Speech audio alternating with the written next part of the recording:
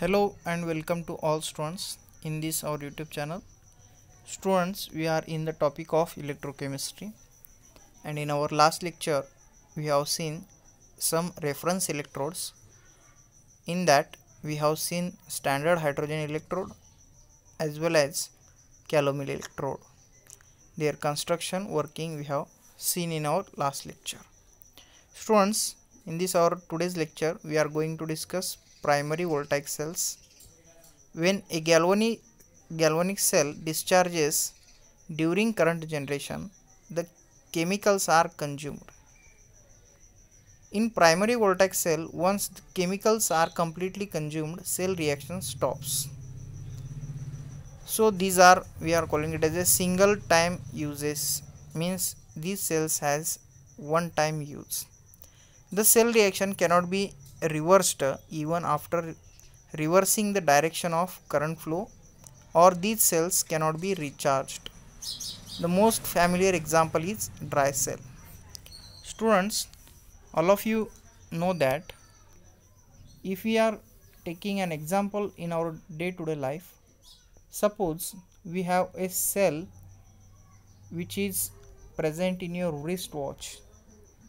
That cell you are using for single time, and if you are taking the example of your mobile battery, that mobile battery, suppose if it is drained out, then you can recharge it, means the reactions you can reverse it, and you can restore the charges, means you are doing actually charging of that battery, means you can making that battery to use next second time.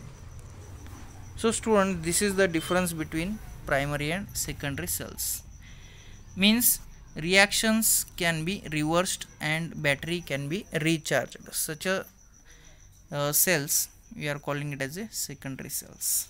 In our next point we are going to discuss in detail. So primary voltaic cells, these are nothing but they are single time useful cells. Now we are going to discuss the next important point is secondary voltaic cells. In secondary voltaic cell, the chemicals consumed during current generation can be regenerated. For this purpose, an external potential should be slightly greater than that of the cell. Potential is applied across the electrodes. This results in reversal of direction of current flow, causing the reversal of cell reaction. This is recharging of cell. The voltaic cells which can be recharged are called secondary voltaic cells.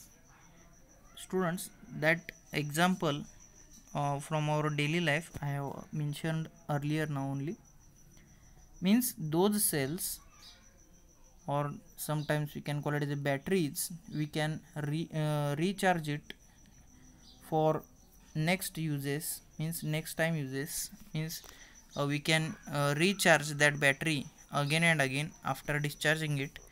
So such a cells are called as a secondary voltaic cells. It is amazing to see that the secondary cells are galvanic cells during discharge and electrolytic cells during recharging. Examples of secondary cells are lead storage battery, mercury cell, and nickel cadmium cell, or we can call it as a NiCad cell. So students, this is the next point, that is a dry cell Lac-Lange cell, but this is not included to your syllabus, as this is the copy of reduced syllabus. So the yellow portion which is in highlighted part, that is not for your syllabus, means in this year this will not mean the questions will not be asked from this reduced syllabus. So students, we will skip that point and we will come to the next secondary types of cells, secondary voltaic cells. That in that in your portion nickel cadmium cell or NiCad storage cell is present, so we will discuss this point. Students, nickel cadmium cell is a secondary dry cell In other words, it is a dry cell that can be recharged, like that of only the you can say everyday cell, or we can also call it as a dry cell. Anode of nickel storage cell is cadmium metal. The cathode is nickel oxide NiO2 supported on nickel. The electrolyte solution is basic. Students, this is the part of construction, how that cell can be constructed. The electrode reactions and overall cell reactions now we are going to discuss in detail. Students, anode of nickel storage cell is cadmium metal. That point you have to keep in mind. So anodic oxidation will take place always. So in this cell reaction you will notice that cadmium on reaction with two OH minus ions, it will gives cadmium hydroxide, that is anodic oxidation is going to take place, means cadmium losing 2 electrons, it will form CdOH twice, that is cadmium hydroxide. Students, in the next cell reaction cathodic reduction will take place. In this reduction process, the water part which is present in it in the form of moisture and NiO2, that is nickel oxide, that is NiO2, it gains 2 electrons at the another part of the electrode and it will form NiOH twice, that is cathodic reduction. Students, this is a very important part